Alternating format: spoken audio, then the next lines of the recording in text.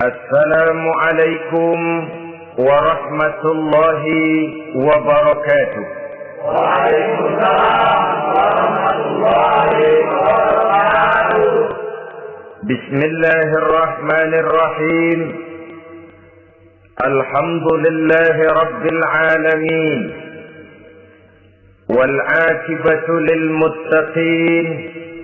ولا عدوان إلا على الظالمين والصلاة والسلام على أشرف الأنبياء والمرسلين سيدنا ومولانا محمد وعلى آله وأصحابه المجاهدين الطاهرين أما بعد. Saudara-saudara kaum muslimin rahimakumullah. Salah satu kelebihan makhluk bernama manusia, yaitu bahwa Allah Subhanahu wa ta'ala menghiasi hidup manusia ini dengan syahwat atau yang lazimnya kita sebut sebagai hawa nafsu. Inilah tenaga yang merupakan daya dorong yang melahirkan dinamika dalam kehidupan manusia, yang menyebabkan terus-menerus terjadinya perkembangan dalam sejarah peradaban dan kehidupan manusia.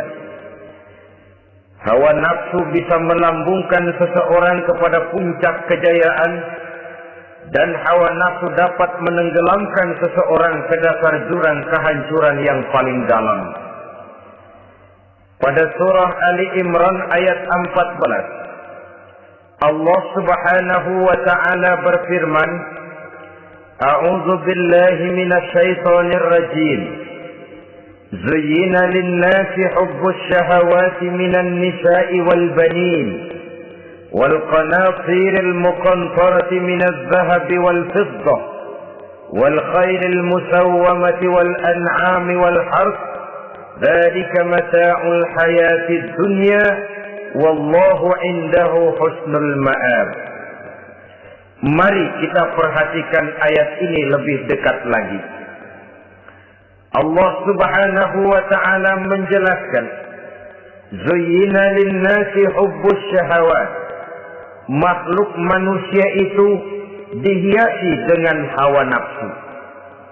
Dengan kata lain, hawa nafsu adalah perhiasan. Manusia tanpa hawa nafsu sama saja dengan orang yang tidak berhias, monoton, tidak mempunyai perkembangan dalam gerak kehidupannya. Tetapi kalau hawa nafsu adalah perhiasan, maka jika kita berbicara soal perhiasan, ada dua hal yang harus menjadi catatan pokok. Pertama, kapan satu perhiasan boleh kita pakai? Yang kedua, di mana perhiasan itu harus kita pakai?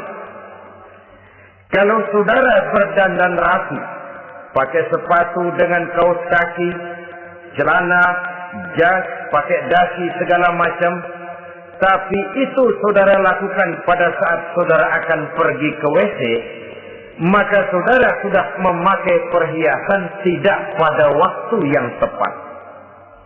Begitupun sebaliknya, kalau jam tangan saudara pakai di kaki, kopiah saudara pasang di kaki, lalu sepatu naik ke atas jidat, maka saudara memakai perhiasan tidak pada tempatnya yang tepat. Demikian juga sifat yang bernama nafsu. Kapan dia boleh diperturutkan, di mana dia boleh disalurkan, adalah tugas daripada agama untuk mengatur syahwat atau hawa nafsu. Lihatlah kehidupan malaikat. Malaikat makhluk yang diciptakan Allah tanpa hawa nafsu. Maka kehidupan malaikat monoton. Malaikat tidak mempunyai peradaban dan kebudayaan. Malaikat adalah makhluk yang secara instinktif diciptakan untuk berbakti, tidak punya alternatif atau pilihan lain. Saudara lihat, Ada malaikat yang sejak diciptakan diperintahkan untuk sujud. Sujud saja sampai sekarang, nggak bangun-bangun. Ada malaikat yang sejak diciptakan diperintahkan untuk tasbih. Tasbih saja, yang lain tidak.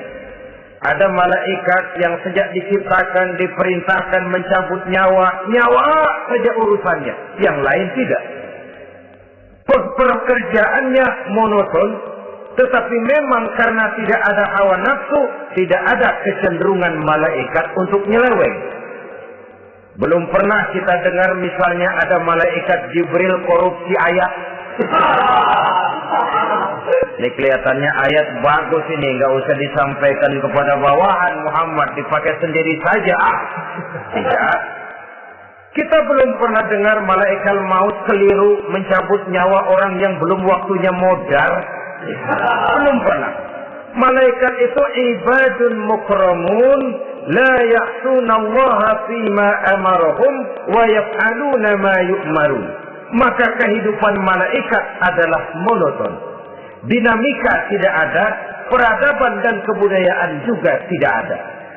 Andai kata bumi dan seluruh isinya diserahkan kepada malaikat untuk mengisinya, barangkali saudara tidak akan pernah kenal jembatan Semanggi, saudara tidak akan pernah kenal Monas, gedung-gedung bertingkat, gedung-gedung pencakar langit. Semua yang menggerakkan itu adalah karena manusia mempunyai hawa nafsu. Nah, kemudian pada kalimat berikutnya Allah memberikan rincian. Apa nafsu kepada apa yang paling menonjol dalam kehidupan manusia itu? Pertama, minan nisa, hawa nafsu kepada perempuan. Ini tentu yang ditujukan laki-laki. Dimanapun saja makhluk bernama laki-laki, kalau dia normal, tidak impoten, mesti suka kepada perempuan. Itu wajar, bin pantas alias normal. Tetapi tadi saya katakan di awal, nafsu kepada perempuan adalah perhiasan. Kapan makainya, di mana makainya, itulah tugas agama memberikan tuntunan dan aturan. Saudara-saudara kaum muslimin rahimakumullah, nafsu kepada wanita dapat mengantarkan seseorang kepada puncak kejayaan, tapi nafsu kepada wanita bisa menenggelamkan seseorang ke jurang kehancuran. Bergantung kepada latar belakang apa yang mendorong timbulnya syahwat tadi. Dengan kata lain, motivasi syahwat tadi digerakkan oleh iman dan ketakwaan, atau semata-mata karena memang syahwat yang merupakan kendaraan iblis. Penyelewengan pertama yang terjadi dalam sejarah kehidupan manusia adalah penyelewengan yang dilakukan oleh Nabi Adam alaihi salam pada saat ia memetik buah khuldi. Kenapa itu dilakukan oleh Nabi Adam? Karena terdorong oleh rasa sayang dan cinta kepada istrinya Hawa. Sebenarnya Hawa lah yang merajuk, Siti Hawa lah yang membujuk, dan Nabi Adam oleh karena syahwatnya kepada istrinya memperturutkan bujukan Siti Hawa itu. Peristiwa Nabi Adam ribuan tahun yang lalu akan terus relevan sampai ke zaman kita sekarang ini. Berapa banyak orang-orang yang karena terlalu ingin menyenangkan istrinya, lalu tidak segan-segan melakukan perbuatan-perbuatan yang menyimpang, baik itu merugikan orang lain, merugikan masyarakat, bahkan merugikan bangsa dan negaranya. Seorang pedagang tidak akan segan-segan menipu. Sebaliknya pun begitu.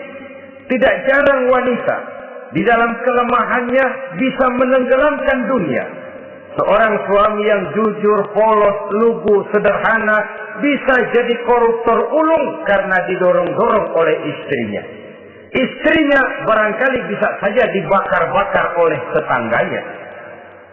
Suaminya jujur, sederhana, kepala bagian, tempatnya basah tapi melarat. Istri rupanya tidak sabar melihat gaya hidup yang makin konsumtif, persaingan yang makin tajam, suaminya dikipas-kipasin. Kata istrinya, bang, tetangga sebelah kita lakinya pegawai kecil, bang, tapi gelangnya kayak pelek beca. Abang ini kepala bagian tidak bisa membelikan saya macam itu, percuma lah. Kata suaminya, ya bagaimana, bu, gaji saya cuma segitu-gitunya. Ya namanya kepala bagian, apaan, kayak tabat dulu. Kalau sudah berpikir ke arah ini, artinya sudah nifasi suaminya untuk melakukan tindakan yang tidak wajar. Saudara-saudara kaum muslimin rahimakumullah, sejak zaman klasik sampai kepada zaman kita sekarang ini, kita melihat kecenderungan syahwat kepada wanita ini. Julius Caesar yang katanya gagah perkasa ternyata tunduk di bawah kaki Cleopatra.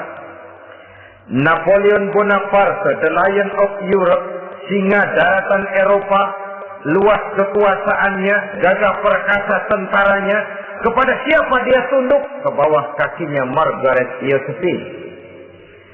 Demikianlah di zaman kita sekarang, kita melihat di Jepang, betapa Perdana Menteri Uno didesak mengundurkan diri dari jabatan Perdana Menterinya oleh karena terlibat skandal dengan geisha. Kita juga melihat di Amerika betapa Senator Gary Hart dari Partai Demokrat yang masih muda, jenius, diharapkan masa depan Amerika lahir dari tangannya, terpaksa mengundurkan diri dari calon presiden oleh karena terlibat skandal dengan donor rice. Kita juga menyaksikan betapa parlemen dan kabinet di Inggris sempat geger oleh karena skandal Pamela Bordes, pelacur kelas kakap yang melanglang buana mencari sasaran-sasaran kakap. Ini adalah kisah kejatuhan yang diakibatkan oleh hubbus syahawat minan nisa. Oleh karenanya benar jika Nabi kita menyatakan an-nisa'u imadul bilad, wanita adalah tiang negara. Jikalau baik wanita, baik negara. Jikalau rusak wanita, hancur negara. Kalau syahwat kepada wanita cuma semata-mata karena syahwat, maka seorang laki-laki akan memandang wanita cuma sekedar alat pemuas hawa nafsu. Nilainya rendah. Sedangkan agama kita mengajarkan ma akraman nisa'a illa karimun wa ma ahanan nisa'a illa laimun, kata Nabi. Tidak akan menghormati kaum wanita kecuali orang-orang yang terhormat, dan tidak akan merendahkan derajat kaum wanita kecuali memang orang-orang yang rendah moralnya. Dengan kata lain, apabila syahwat minan nisa ini dilandasi dengan semangat iman dan ketakwaan, maka kehidupan Rasulullah Sallallahu Alaihi Wasallam sungguh menjadi figur dan contoh dalam kehidupan kita. Perkawinannya bukan karena wajah yang cantik semata-mata, tapi lebih merupakan nilai ibadah kepada Allah Subhanahu wa Ta'ala. Dengan demikian, kecenderungan kepada hubbus syahawat minan nisa dikontrol oleh nilai iman. Barometernya, tolok ukurnya adalah iman. Di zaman sekarang banyak kasus kawin campur yang pada akhirnya akan membingungkan kita sendiri. Padahal Al-Quran secara jelas dan tegas memberikan bimbingan. Orang itu kalau sudah, kata Imam Syafi'i, wa ainur ridha an kulli aibin kalilatun kama anna aina syuhti tubdil masawiya. Mata kalau dibalut cinta dia buta terhadap nista, tapi mata kalau dibalut benci hanya melihat yang keji-keji saja. Biasanya cinta kepada wanita memang bisa menimbulkan dorongan yang positif, tapi juga bisa membuat seseorang buta sama sekali. Dorongan yang positif paling kurang dari segi penampilan. Coba lihat lelaki kalau lagi demen perempuan, lenjeh banget. Sisiran rambutnya rapi, terikaan bajunya lancip, sepatunya mengkilat, kantong celananya tebel, perkara anduk isinya bukan soal.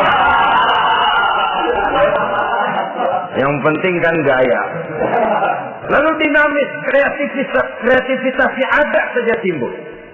Tapi pada sisi lain, jika orang sudah kehilangan pertimbangan, juga kadang-kadang tidak segan-segan mengorbankan akidah, mengorbankan nilai-nilai iman. Padahal ini taruhan utama, sampai Quran dengan tegas memberikan peringatan. Wala ammatun mu'minatun khairun min musyrikatin walau a'jabatkum.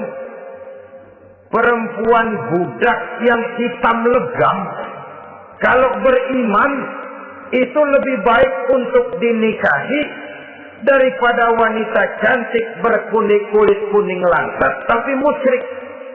Lebih baik budak yang hitam legam beriman daripada wanita cantik berkulit kuning langsat berhati bangsat. Tapi kita kadang kehilangan pertimbangan.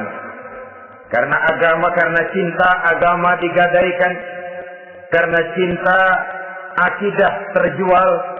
Karena cinta keyakinan jadi korban. Ini semua penyakit yang datang dari hubbus syahawat minan nisa. Kecenderungan mengumbar nafsu kepada perempuan. Ini memang perhiasan, tapi bisa juga jadi bumerang dalam kehidupan manusia. Berapa banyak penyelewengan terjadi karena pengaruh wanita yang tidak bisa jadi bisa. Ini pengaruh di dalam kehidupan memang sedemikian besarnya.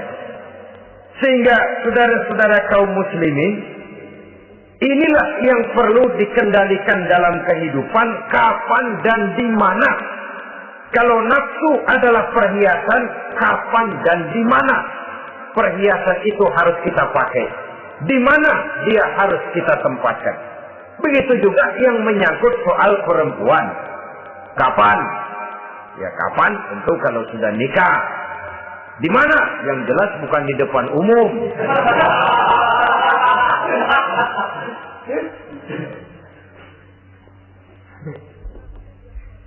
Ini nafsu yang pertama, minan nisa. Yang kedua, wal bani. Dihiasi juga manusia dengan kecintaan kepada bani. Makna banin di sini al-aulad, anak-anak laki. Kenapa disebut banin, anak-anak laki? Karena pertama, sering anak laki itu lebih jadi kebanggaan buat orang tuanya ketimbang anak perempuan. Sebabnya apa? Pertama, faktor nasab. Silsilah lebih kuat kepada laki-laki ketimbang perempuan. Yang kedua, faktor cita-cita. Orang tua kalau punya anak laki-laki, cita-citanya panjang. Nah, kau nanti jadi dokter ya. Nah, jadi insinyur ya. Nah, jadi pilot ya. Nah, jadi pengusaha ya. Nah, jadi presiden ya. Tapi kalau dia punya anak perempuan, paling ya, nak, mudah-mudahan nanti kamu dapat jodoh orang baik, nak. Dapat jodoh orang soleh. Saudara-saudara, yang ketiga, anak perempuan itu kalau sudah berkeluarga, biasanya pindah kepada lingkungan keluarga lain. Sehingga orang berkata, punya anak perempuan banyak sebenarnya seperti agen. Artinya ada yang mau bawa, kan gitu. Ada yang minta, ambil. Ada yang berminat, buntel. Paling dia nengokin orang tuanya lebaran.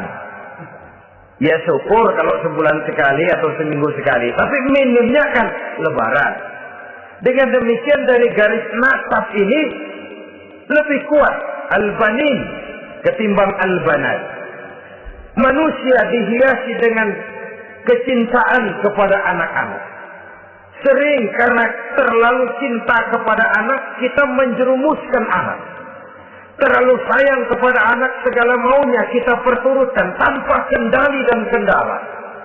Akhirnya sifat yang demikian itu malah mendorong anak untuk manja, tidak percaya kepada kemampuan yang dimilikinya, selalu mengandalkan kepada kebesaran, kemampuan daripada orang-orang yang dibanggakannya itu. Dan dalam kondisi demikian, kedewasaan dan tanggung jawabnya akan lambat berkembang. Maka Allah Subhanahu wa ta'ala memperingatkan bahwa harta dan anak bisa menjadi fitnah. Dalam ayat lain Allah juga memperingatkan, ya ayyuhalladzina amanu la tulhikum amwalukum wa auladukum an dzikrillah. Wahai orang-orang yang beriman, jangan sampai hartamu dan anak-anakmu memalingkan kamu daripada mengingat Allah. Jangan sampai kesibukanmu kepada anak dan harta benda menyebabkan kamu sampai lupa mengingat Allah Subhanahu wa ta'ala.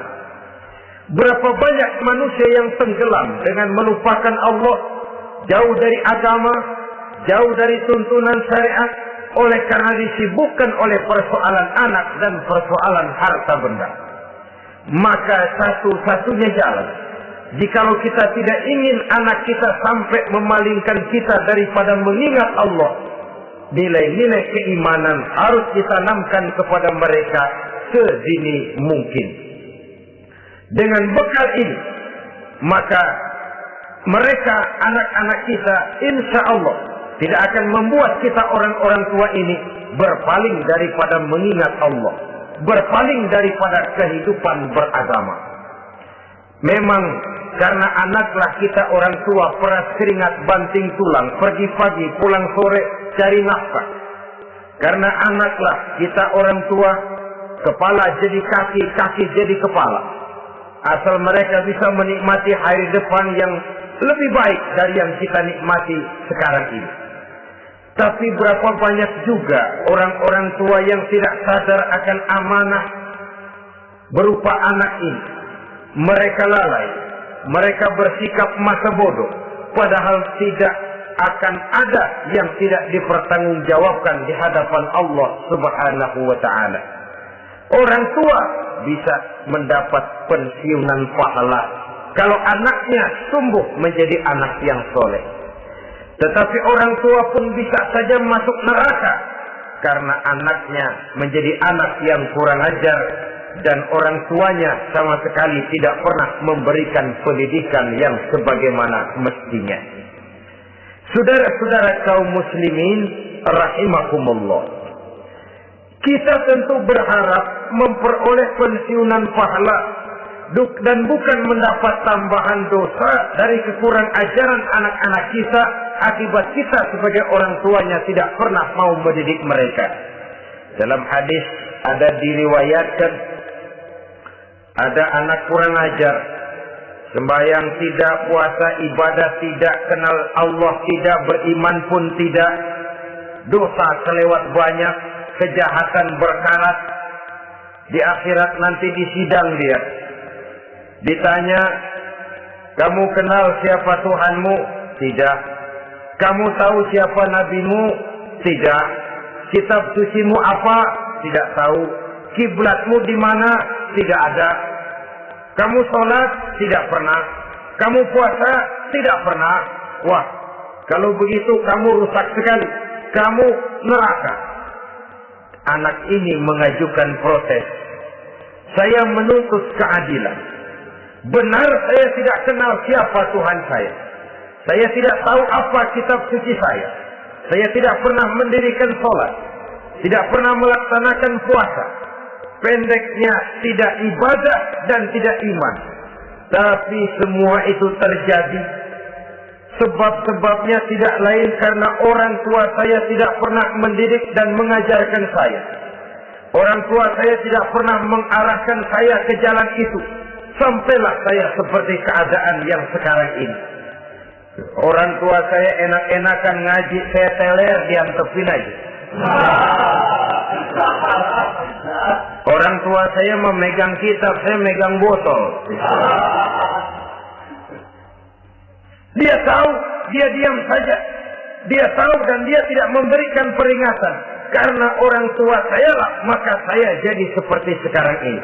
Kalau saya harus masuk ke dalam neraka, saya menuntut keadilan agar orang tua saya juga ikut bersama saya gabung ke dalam neraka. Orang tuanya yang baik-baik dipanggil, Sudah mau berangkat ke surga nih orang tua, dipanggil, "Ntar dulu mas, sini dulu." Mau kemana, kencang banget? Surga pak, nanti dulu urusan belum beres. Ini benar anakmu ini. Dilihat anaknya, iya anak saya ini. Waktu di dunia nggak pernah diajarin ngaji, nggak pernah. Sampai dia nggak kenal Tuhannya, nggak kenal nabinya, nggak kenal kiblatnya, nggak kenal kitabnya. Iya. Dia sembahyang, kamu dia nggak sholat, kamu diemin aja. Iya kali. Kenapa pakai kali? Yang benar ngomong mas. Ramadan dia nggak puasa, kamu nggak tegur, kamu diam saja. Iya. Wah, kamu nggak tanggung jawab. Kamu tahu anak itu adalah amanah. Menyia-nyiakan amanah adalah khianat. Khianat adalah dosa besar. Jadi bagaimana saya? Ya kamu gabung sama anakmu, join ke neraka berdua bareng. Lantaran kamu tidak mau mendidik mereka, anak-anakmu, maka jadilah anak-anakmu seperti sekarang ini. Saudara-saudara kaum muslimin rahimakumullah.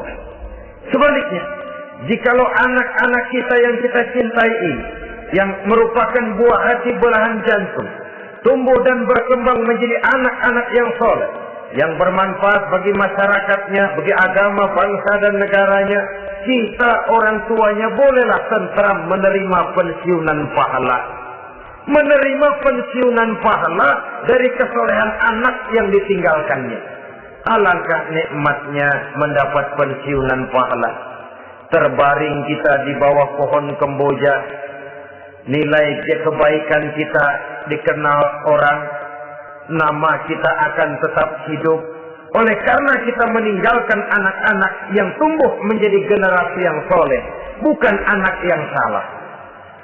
Oleh karenanya, kecintaan kepada anak jangan sampai membuat kita lalai dari mengarahkan mereka kepada kehidupan beragama.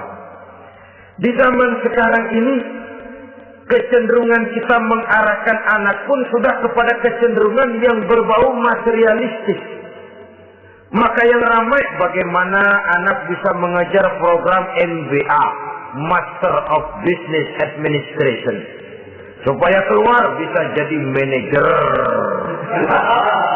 Bagaimana anak lalu kursus komputer, supaya keluar menjadi tenaga yang canggih di bidang komputer.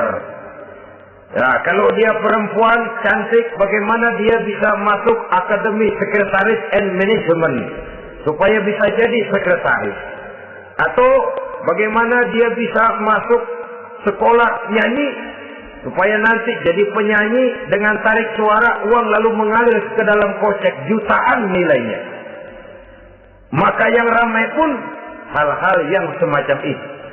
Dalam pada itu, pengajian, kursus-kursus keagamaan, study club yang membicarakan masalah-masalah agama, ramainya kadang-kadang kalau bulan Ramadan, dianggap training center.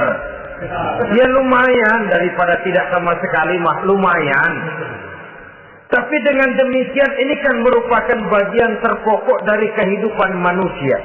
Alangkah idealnya jika dia mengantongi gelar MBA, Master of Business Administration, tapi punya nilai iman yang tangguh, ahli komputer, tapi punya keyakinan beragama yang mantap. Dan ini harus ditanamkan lebih dahulu sebelum dia menguasai disiplin ilmu yang lainnya. Saudara-saudara kaum muslimin rahimakumullah, kecintaan kepada anak-anak sering mendorong seseorang untuk menimbulkan sifat nepotisme. Segalanya serba garis keturunan. Sejak ia jalur birokrasi sampai ke dalam kehidupan sehari-hari, nepotisme ini bisa terlihat. Orang kehilangan kondisi objektivitasnya. Mampu atau tidak, soal lain. Bidangnya atau tidak, bukan soal. Yang penting masih ada hubungan keturunan. Maka timbullah tumpang tindih untuk sesuatu pekerjaan yang tidak sesuai dengan kemampuan dan keahliannya. Di desa-desa kita melihat masjid, ketua masjid bapaknya, bendahara anaknya, sekretaris mantunya, Bilal besannya, beduk engkongnya. Pokoknya asal masih ada garis keturunan masuk, tidak minggir. Ini pada akhirnya kurang menciptakan pemerataan kesempatan. Iyalah kalau profesinya, tapi kan jarang yang demikian itu.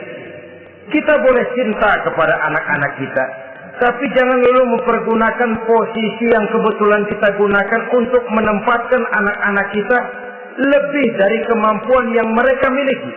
Nepotisme yang lahir. Sehingga ini bukan saja tidak mendidik, tapi mengakibatkan terjadinya tumpang tindih. Tidak lagi berprinsip the right man on the right job, bahwa orang harus ditempatkan sesuai dengan keahliannya, tapi kita sudah berpikir subjektif. Ahli atau tidak ahli, asal masih berbau keturunan, ayo silakan. Nepotisme yang akan lahir. Oleh karenanya, mencintai anak adalah sesuatu yang merupakan perhiasan di dalam kehidupan. Wajar, tetapi harus kita menempatkannya sesuai dengan semestinya. Ini yang kedua. Yang ketiga, nafsu yang menghiasi hidup manusia itu adalah nafsu kepada wal qanatiril muqantarati minaz zahabi wal fiddah. Al-qantarah ay al-malul katsir. Kecintaan, kesenangan, nafsu kepada harta benda yang banyak daripada emas dan perak. Ini tentu sesuai dengan situasi dan kondisi. Kecintaan untuk mengumpulkan harta benda yang sebanyak-banyaknya. Baik itu berupa emas, baik itu berupa perak. Ini cuma penyebutan beberapa jenis dari kecenderungan manusia kepada harta benda. Bukankah sering dikatakan orang bahwa manusia di dalam berhadapan dengan harta itu seperti meminum air laut. Makin diminum, makin kering tenggorokan, makin haus kita dibuatnya. Apabila watak ini kita perturutkan, maka manusia tidak akan pernah kenal puas, tidak akan pernah kenal cukup. Nabi kita memberikan peringatan. Lau anna libni Adam wadiyan min zahabin labtagha lahu masalisan wa la yamla'u jawfa ibni Adam illa turab. Andai kata manusia mempunyai dua buah ladang yang seluruhnya berisi emas, akan puaskah manusia? Tidak. Mereka akan cari ladang emas yang ketiga. Wala yamla'u jawfa ibni Adam illa turab. Sungguh mulut manusia ini tidak akan pernah penuh terisi kecuali kalau sudah disumpal dengan tanah. Artinya kalau sudah dia dipendam di liang lahat baru cukup. Tetapi sepanjang dia masih bergerak, masih hidup dan bernyawa, masih bisa berusaha dan berbuat, dia tidak akan pernah mengenal puas. Ini akan mendorong manusia terjebak kepada menghalalkan segala cara untuk mencapai tujuan. Yang penting kaya, kan begitu. Dan cepat. Sebab sekarang orang sering motong kompas. Yang penting kan cepat kaya. Soal cara, kalau jujur aja mah, sampai kapan mau kaya? Perkara itu renten, bukan soal. Perkara itu judi, tidak jadi masalah. Perkara itu korupsi menyangkut hak orang banyak, bukan soal. Yang penting cepat kaya. Dan anehnya lagi, tidak malu menumpuk kekayaan dengan cara yang tidak wajar. Ya kan orang hidup bermasyarakat tuh bisa dianalisa toh. Emang usahanya apa sih? Gajinya sebulan berapa sih? Kok bisa gitu-gitu bener sih? Dari mana sih? Secara langsung orang tidak berani bertanya, tapi dari mulut ke mulut akhirnya tersebar jadi rahasia umum. Jano kan punya ano, dia anonya seano. Ini bisa jadi bahan pertanyaan dalam kehidupan. Akhirnya jadi gunjingan. Orang sudah tidak terlalu peduli dari mana kekayaan itu diperoleh. Yang penting kaya. Dengan menghalalkan segala macam cara. Terjebaklah ke dalam cara-cara mafia. Terjebaklah ke dalam cara-cara yang tidak wajar, tidak bijaksana. Memperkuat klan dengan menghantam yang lain. Saudara-saudara kaum muslimin rahimakumullah, bahwa manusia punya nafsu ingin kaya itu boleh. Boleh. Agama memberikan tuntunan, memberikan aturan. Tidak hanya sekedar asal kaya, tidak hanya sekedar asal banyak harta. Malahan hadis menyatakan kalau saudara diberikan umur panjang, pertanyaan akhirat cuma satu kok. Umurmu kau habiskan di mana? Kalau saudara diberikan amanah berupa ilmu pengetahuan, pertanyaan akhirat juga cuma satu kok. Ilmumu kau amalkan untuk apa? Tapi kalau kita diberikan amanah berupa harta benda, pertanyaan akhirat itu dua. Min aina iktasabahu wa fima anfaqahu. Dari mana hartamu kau dapat, kemana hartamu kau belanjakan. Dari mananya ditanya, kemananya juga ditanya. Depan belakang ditanya. Dan kalau mempergunakan harta untuk kesenangan syahwat, orang berani bukan main. Tapi kalau untuk kepentingan agama, yang hakikatnya untuk kepentingan dirinya sendiri, berat seperti nyabut bambu dari ujung. Orang kalau menyumbang masjid 100.000, itu kan zahirnya memberikan panitia masjid. Tapi hakikatnya kan dia nabung buat dirinya sendiri. Seolah-olah dia cuma berkata, Pak, tolong saya titip 100.000, ini untuk kepentingan saya di akhirat nanti. Silakan uangnya mau dibelikan semen, pasir, kaca, pintu, jendela, silakan. Saya cuma titip, ini untuk saya di akhirat nanti. 100.000 Pak. Zahirnya dia memberikan kepada panitia masjid, madrasah, pesantren, yatim piatu. Hakikatnya dia nabung buat dirinya sendiri di akhirat. Malah tabungan ini bukan SDSB namanya, SDBS.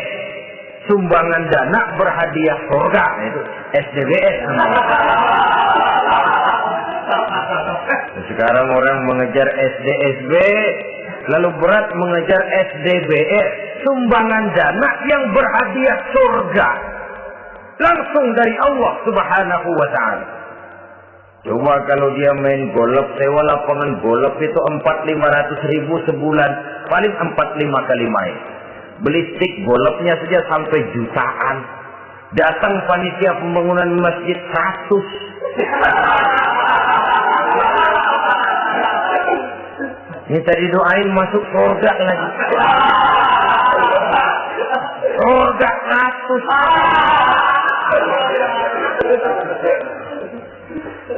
Saudara-saudara kaum muslimin rahimakumullah, kecintaan kepada harta benda yang banyak, baik berupa emas, berupa perak, mendorong orang untuk berlomba-lomba yang Allah peringatkan dalam Al-Quran, Alhaakumut takatsur hatta zurtumul maqabir. Kamu telah lalai akibat kamu berlomba-lomba memperbanyak materi dunia. Hatta zurtumul maqabir, sampai kamu dekat masuk ke liang kubur, baru rupanya sadar bahwa perlombaan ini tidak akan pernah sampai ke garis finish. Betapapun jauhnya rally Paris-Dakar, garis finishnya ada. Betapapun hebatnya medan yang ditempuh buatnya gurun pasir Afrika, garis finishnya pasti ada. Itu kan rally yang terbuat di dunia katanya, Paris-Dakar. Tapi garis finishnya ada. Namun jikalau kita berlomba memperbanyak harta, kita tidak akan pernah sampai ke garis finish. Yang kecil-kecilan aja dah. Kalau orang ditanya, kamu kenapa sih belum mau sembahyang? Ya bagaimana mau sembahyang Pak, tinggal di Jakarta masih kontrak. Saban habis tahun diubur-ubur yang punya rumah. Kalau punya rumah sendiri walaupun kecil-kecilan, saya mau ibadah Pak. Ya, diberikan rezeki oleh Allah, bisa bikin rumah walaupun kecil-kecilan. Belum juga mau sembahyang. Kok belum juga sembahyang? Iya Pak, rumah emang udah punya sendiri, cuman kecil Pak. Atasnya asap, kalau hujan aja bocor. Kalau bisa bikin rumah yang permanen Pak, tenang, saya ibadah, sembahyang saya rajin. Iyalah, diberikan rezeki, bisa bikin rumah permanen. Bagus rumahnya. Lain lagi. Iya, rumah sudah permanen, tembok, ubin. Cuman isinya belum ada Pak, perabotannya. Kalau punya peralatan rumah tangga yang memadai, tenang, saya ibadah. Diberikan juga rezeki, bisa beli perabotan rumah tangga yang lumayan. Di atas tekelnya sudah pakai karpet, mebelnya spaghetti, tempat tidurnya alga spring bed, dan pilo, ada kulkas, ada TV, di sebelah TV ada kunci mobil. Kuncinya mobilnya.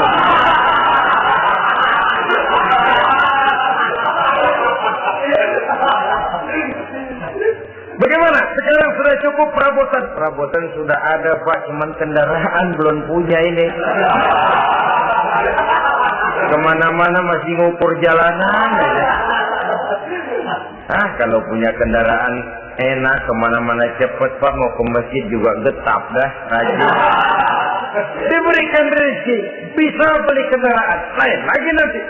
Sudah punya sepeda, pengen punya motor, kepengen punya mobil, kepengen punya pesawat terbang, pengen punya kapal induk. Sudah punya kebun, pengen beli sawah, sudah punya sawah, pengen punya gunung, sudah punya gunung, laut diborong. Perlombaan materi tidak akan pernah membawa kita ke garis finish. Karena sifatnya sangat abstrak, bahkan akan mendorong kita seperti gurita. Cenderung kepada penyakit tamak bin rakus alias serakah. Dengan demikian saudara-saudara, bahwa kecintaan kepada harta merupakan nafsu, dan nafsu itu adalah perhiasan, dia bisa menjadi daya dorong positif. Kalau dalam upaya memperoleh harta itu kita tidak akan keluar dari tujuan keridhaan Allah. Saya cari nafkah, tapi yang Allah ridho. Saya ingin kaya, tapi dengan cara yang Allah ridho. Ini kunci yang akan menyelamatkan kita manusia dari perangkap menghalalkan segala cara. Ini yang ketiga. Yang keempat, dihiasi manusia itu dengan nafsu kepada wal khailil musawwamah, kuda yang bagus, kendaraan yang bagus, kuda yang terpelihara. Al musawwamah ada yang mentafsirkan ar-ra'iyah. Ar-ra'iyah itu yang digembalai. Binatang ternak, kuda yang digembalai atau kuda yang diikat. Artinya, kalau dulu kan yang namanya tuan-tuan tanah itu baru dibilang bejeger kalau kemana-mana naik kuda. Jet set zaman dulu itu. Sudah kelompok jet set itu kendaraan. Kalau sekarang baby band dah. Dulu mah kuda band.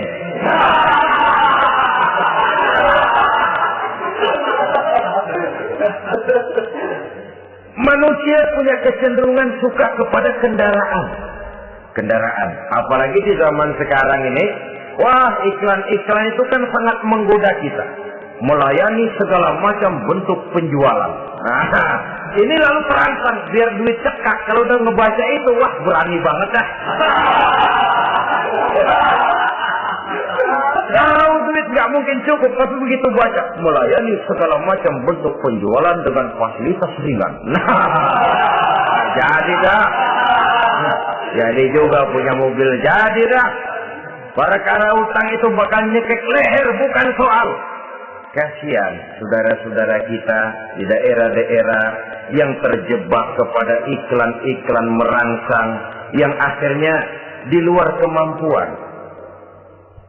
Sehingga terjebak pada saat dia harus mengembalikan kredit, dia tidak mampu, barang disita, uang hangus, nyengir. Bekipak kembali tahlil.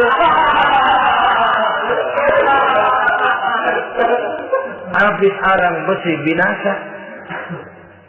Bahwa kita menginginkan kendaraan yang serba baik, silakan. Tiap akhir tahun ganti merek, keluar yang baru, ganti lagi. Itu kalau orang yang mampu. Buat kita yang tidak mampu, kenapa tidak bersyukur melihat yang lebih rendah di bawah kita? Alhamdulillah kita punya mobil, tangga kita cuma punya motor. Yang punya motor, syukur kita punya motor, bisa rada cepetan. Tangga sebelah punya sepeda, mana-mana kekejek mulut. Yang punya sepeda, alhamdulillah punya sepeda. Tangga sebelah kemana-mana jalan kaki. Yang jalan kaki, syukur masih bisa jalan. Teman sebelah lumpuh bertahun-tahun. Yang lumpuh, alhamdulillah masih hidup. Tangga sebelah kemarin out, nggak balik lagi. Saudara-saudara, saya pikir menengok ke atas itu perlu supaya ada rangsangan kita untuk maju. Tapi menengok ke bawah pun juga lebih perlu agar kita mensyukuri yang ada dan tidak suudzon, tidak buruk sangka kepada Allah. Apa yang diberikan Allah kepada kita sekarang ini, itulah yang terbaik menurut Allah untuk kita. Saudara-saudara kaum muslimin rahimakumullah. Dahulu ada seorang pemuda, matanya buta. Dia mengeluh, ya Allah, kenapa saya dilahirkan dalam keadaan buta? Apa dosa saya? Apa salah saya? Andai kata saya tidak buta, saya melihat keindahan alam ini, saya lebih akan bersyukur kepadamu ya Allah. Nah, sudah, dia berburuk sangka kepada Allah. Satu hari, ini Raja Baduy di pedalaman mengerahkan tentaranya menculik anak-anak muda. Ini Raja Baduy ini kanibal, artinya suka makan daging manusia. Anak-anak muda ini diculik. Yang masih muda-muda ya, kalau kambing muda itu kan di sop rada sedap. Rupanya ini Raja kanibal ini begitu. Anak-anak muda termasuk pemuda yang buta tadi itu kena culik. Ya, sudah diculik, rawatlah di istana raja ini, diberikan pakaian bagus, dikasih makan serba enak. Sebab apa? Supaya badannya gemuk. Setelah gemuk nanti dipotong di sop legit. Sudah, kerjanya cuma makan tidur, fasilitas nikmat, tidur enak. Sudah giliran dapat 1 bulan 2 bulan kemudian, ketika mau diambil anak-anak muda ini, raja sendiri yang milih mana yang disop duluan nih. Sampai giliran anak muda yang buta ini, raja geleng kepala. Yang begini mau buta, dagingnya nggak enak. Ini satu lepas saja, lepas. Saya mau makan daging orang buta, lepas saja. Pulang ini anak muda, batinnya bersyukur, sujud syukur, ya Allah, katanya untung saya buta. Coba kalau saya nggak buta udah habis saya di stop. 2 bulan yang lalu dia mengeluh, ya Allah, kenapa saya dilahirkan dalam keadaan buta? Sekarang dalam pulang ke rumah, perjalanan menuju ke rumah, dia berkata, alhamdulillah, andai kata saya tidak buta, habis badan saya di stop oleh raja yang kanibal tadi. Saudara-saudara kaum muslimin rahimakumullah. Jadi dengan demikian pola hidup yang konsumtif sesungguhnya sangat tidak mendidik apabila dilatar belakangi oleh kemampuan yang tidak menunjang. Dengan demikian setidaknya mendidik orang untuk berkhayal. Anak-anak muda sama merek mobil ngerti banget dah, punya ada. Ini BMW model terakhir nih. Nih kemarin gue ngeliat di sana, gue megang lah.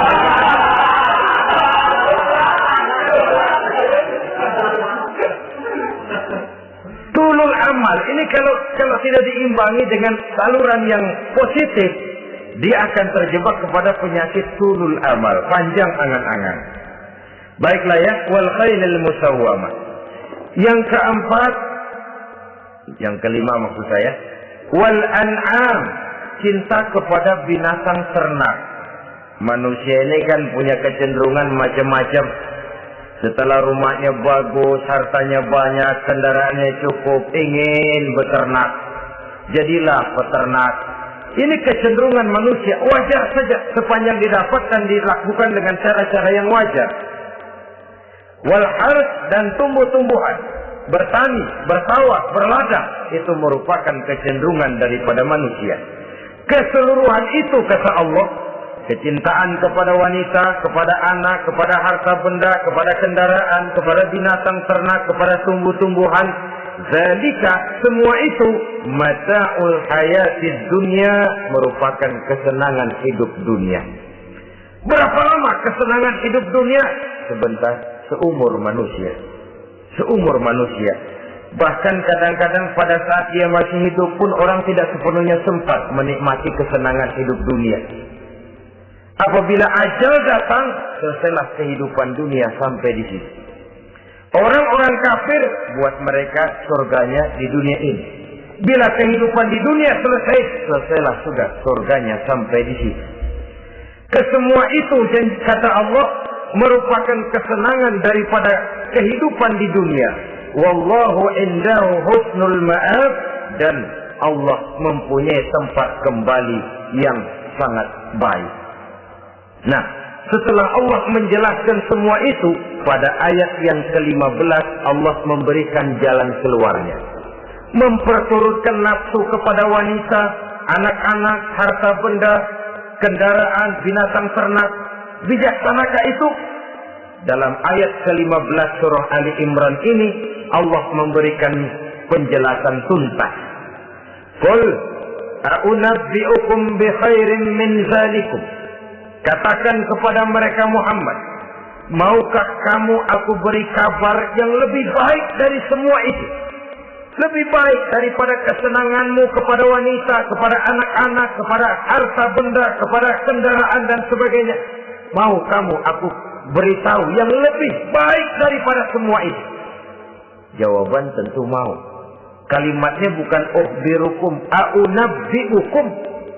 An-naba itu berita yang besar. Lain dengan al-khabar, itu berita biasa saja. An-naba, sehingga pembawa berita disebut nabi. Dari naba yang bi, pembawa berita yang benar. A'unabbi'ukum, maukah aku tunjukkan kepada satu berita yang benar-benar besar dan benar-benar lebih baik dari yang semua disebutkan tadi. Apa jalan keluarnya?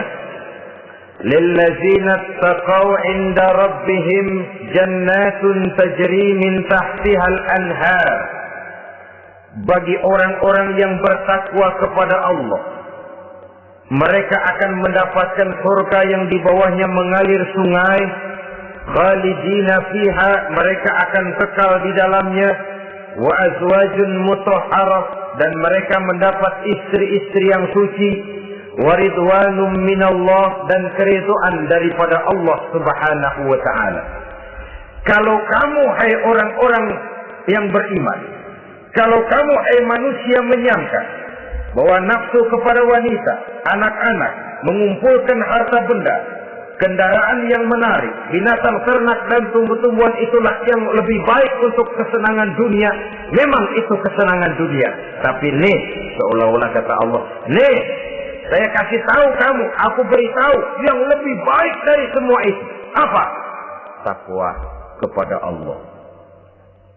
Kecintaan kepada wanita. Kalau takwa dasarnya, orang nggak amburadul, nggak semrawut, nggak pokoknya gue masal perempuan dan mbak terus.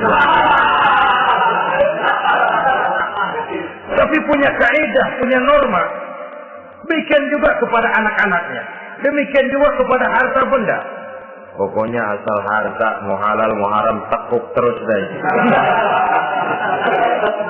Semuanya dilandasi oleh taqaw, lillazina taqaw, oleh ketakwaan kepada Allah. Nah, ketakwaan ini akan menghasilkan apa? Inda rabbihim jannatun tajri min tahtihal anhar. melahirkan, menghasilkan surga yang di bawahnya mengalir sungai-sungai. Saudara-saudara kaum muslimin rahimakumullah, jika kita menyangka bahwa wanita bisa memberikan kesenangan, iya, kesenangan dunia. Jika kita menyangka bahwa harta benda bisa memberikan kesenangan, iya, kesenangan dunia.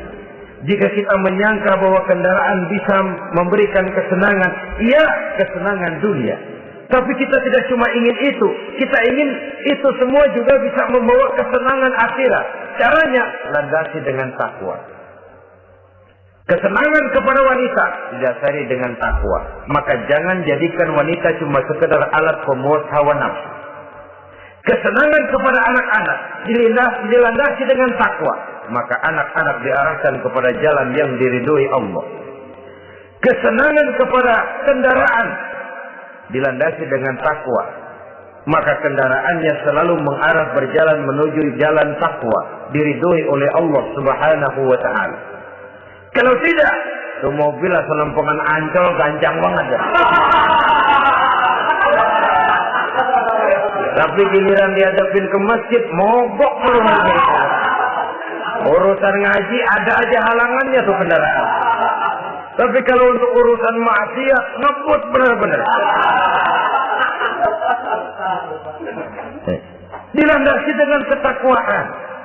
Sehingga dengan demikian tidak hanya sekedar surga di dunia ini, tapi lebih-lebih di surga di akhirat nanti. Khalidina fiha, kekal. Kalau dunia ini kan zillun zail, bayangan. Hari ini kita jaya, besok kita bangkrut. Siapa yang mau menghalangi? Hari ini kita melambung, besok kita nyungsep. Siapa yang bisa menarik? Tidak kekal, berubah, temporer, relatif. Di sana kebahagiaan yang dilandasi dengan takwa ini sudah surga, kekal di dalamnya, azwajun mutahharah. Dapat istri-istri yang suci. Suci dalam arti belum pernah dijamah orang lain.